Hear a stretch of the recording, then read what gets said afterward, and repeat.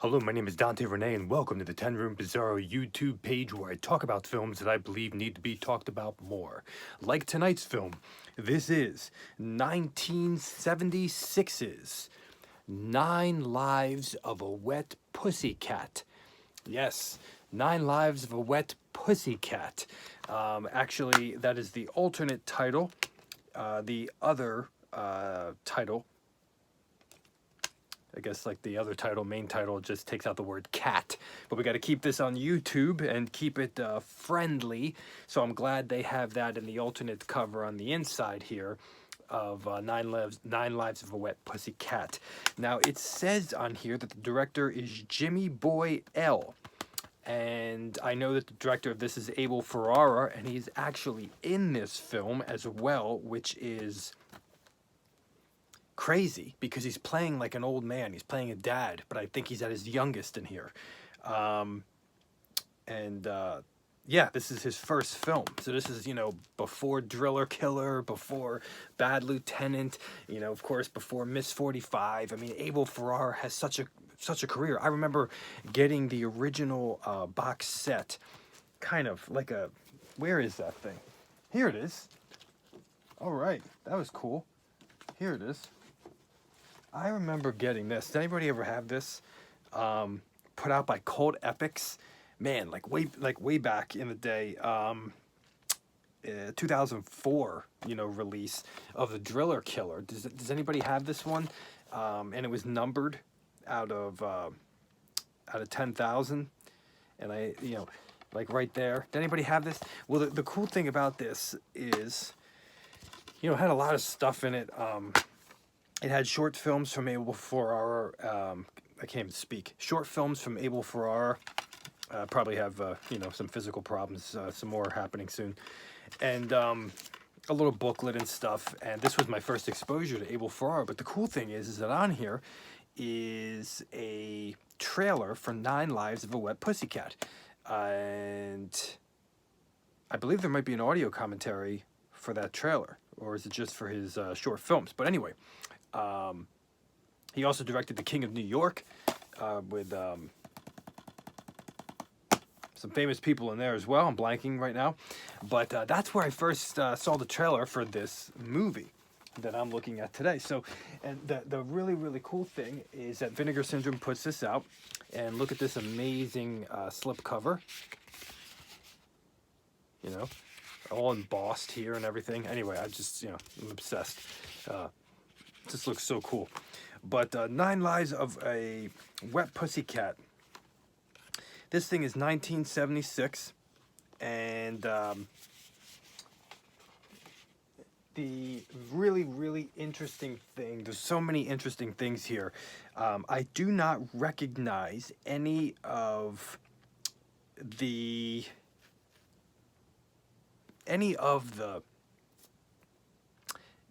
actors in this film, minus maybe the gas station attendant guy. Maybe I've seen him in a porno before, but such a cool, interesting experience to say, okay, this is Abel Ferrara's first film, and this is him doing a porn film. So this is like so wild, to be able to see that and to be able to experience it. The film is 70 minutes long, and another really notable thing to mention here is that, first off, the music in here, which I'm going to talk about, is incredible. Turn the volume up. When you watch 9 Lives of a Wet Pussycat, you got to turn the volume up. You got to turn it up. Just turn it up, man. Turn it up. Because the volume is incredible in here. And the music is incredible in here. And it was done by none other than Joseph Delia, who did the soundtracks for Bad Lieutenant, The Addiction, and I believe he also did Miss 45, because I think I have the vinyl soundtrack of that, and I believe he did that. Could be wrong. So a real quality, soundtrack composer, and my gosh, is the soundtrack in 9 Lives of a Wet Pussycat quality. It's incredible. And we also have photography in this film by Francis X. Wolf. Okay? Francis X. Wolf, who's known for Night Dreams, which is a movie that I looked at in this YouTube page as well. One of my favorite one of my favorite X-rated films, and I just love it so much. But Night Dreams, damn it, Night Dreams. So the cinematographer of this did cinematography for Night Dreams. The really cool thing about this image on the front of this is that that image is not just a photographed image for the, you know, some poster art or whatever for the film. It is actually relates to the film. It actually has a connection to the film itself, so even more interesting and incredible.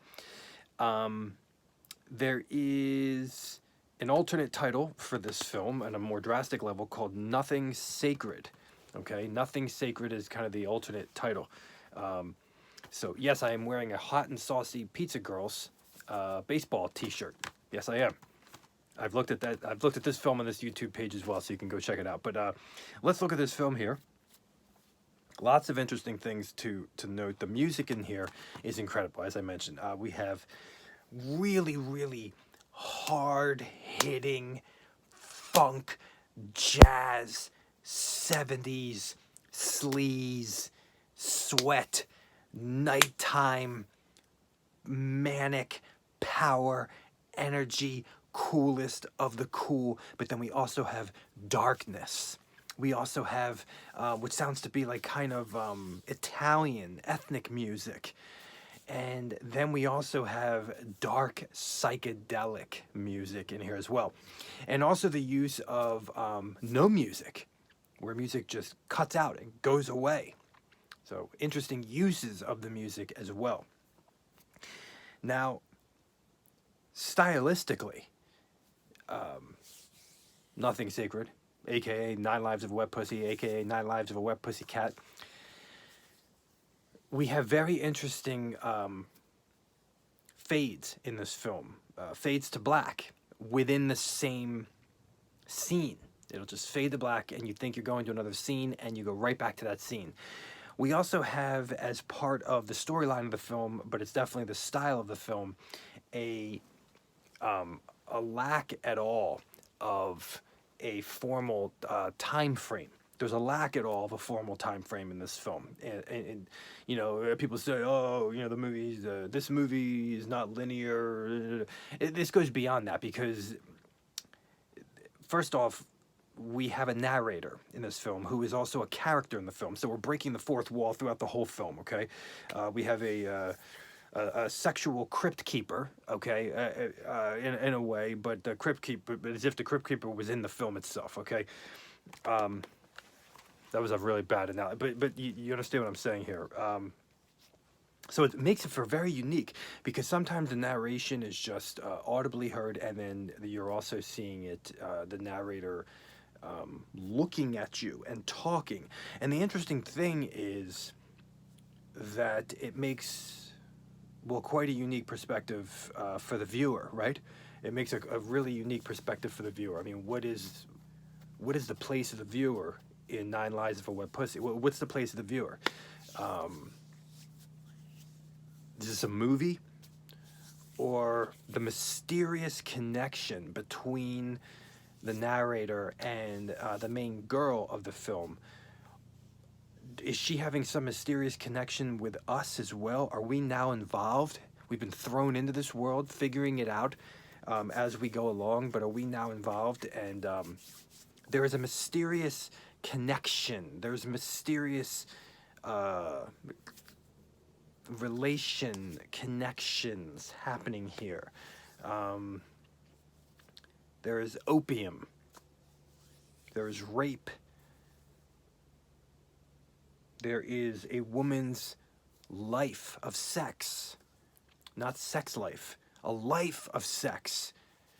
There is incest. There are tarot cards. There's power, emotional captivity. There's an amazing black girl, white girl, lesbian section of the film. And never quite seen anything like it before, actually. And the way that let's keep going. The mind, the adventures of the mind, the travels of the mind, dreams, the psychedelic. not just musically, but also stylistically and the story itself. The psychedelic, definitely.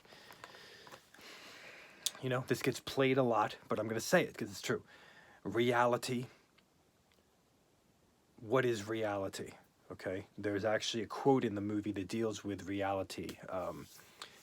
Reality, I believe she says, is human reality. There is something that happens at the end of this movie that just, you know, sucker punches me and dumbfounds me, and I don't completely I don't understand it, I don't believe, but I understand it, and those are my favorite. That's theological logic that I always talk about. You know, when I make my own films, my own movies are operating on something, you know, that's just purely just moving, you know, and there's I guess on a logic that makes sense to me, but it's not logical.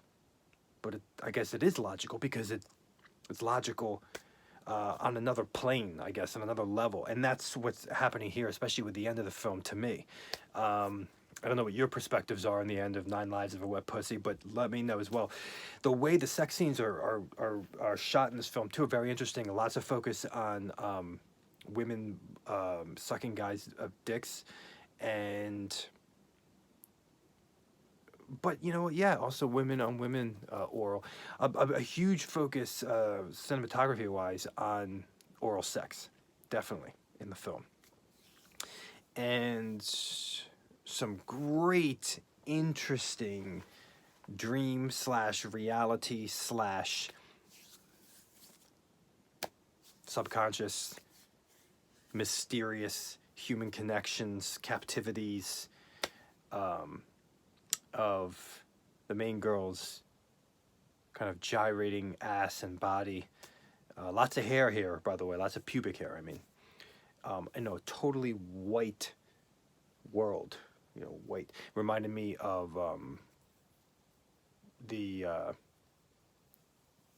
Loose Times at Ridley High movie that I looked at on this YouTube page, as well as Little Girl Blue, the Blue films. I'm blanking on the title right now, but I also looked at that on this YouTube page as well, Little Girls Blue. So great style with that, and you'll see it in the menu screen for the special features on this particular release. Nine Lives of a Wet Pussy is very interesting because there are some things that happen in this film that happen at when you're thrown into the film at the beginning of the film, that then happens. You then notice at the end of the film. We have a very interesting section in this film that deals with Bible verses and Bible verses within the sexuality of the Bible, within the sexuality of this movie. And the way this movie is bookended is also quite surreal, interesting, and unknowable. That's another great trait of movies I love, and like this film, is that it's unknowable, right? It feels unknowable. It can be known, but not in the typical way. And that's beautiful. We have very interesting things with relationships in here, okay? I'm going to say that. Relationships in here are taking on another world, taking on another form.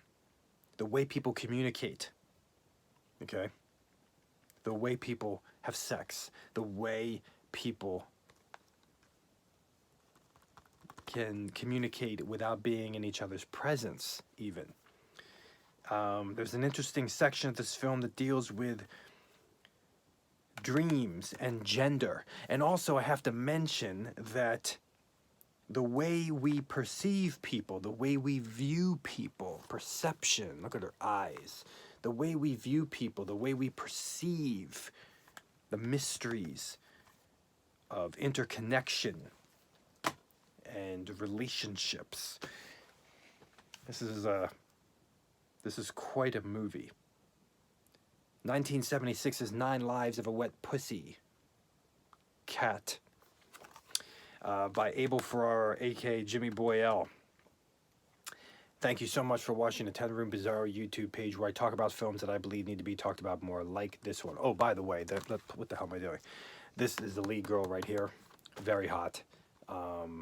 Love her sweaty sex face, her energy. It's true, it's real. Great body, great tits, ass, everything. And the black girl in the film, I don't know who she is either. I've never really seen her before. Great breasts, great butt. Oh my gosh, if you're into that. And wild sex scenes. And you even get some great kissing in here as well. And if you like oral sex, you're going to love it in here as well. And the sex is the style, okay? And then all of a sudden there'll be a deviation and you won't exactly know what the hell you're getting into next. Thank you so much. Please feel free to check out my own personally made films that I've referred to in this video and music that I make as well at my Vimeo site, www.vimeo.com/poopydiarrhea, POOPYDIARRHEA. Follow me there and you can get updates on all my personally made films and music. This YouTube page of 10 Room Bizarro shows you movies that I love, that I believe need to be talked about more. So you're getting an entrance into me through this YouTube page of these films. They're all films I love. And then you can probably get another entrance into me from the films I make. Thank you so much, and good night.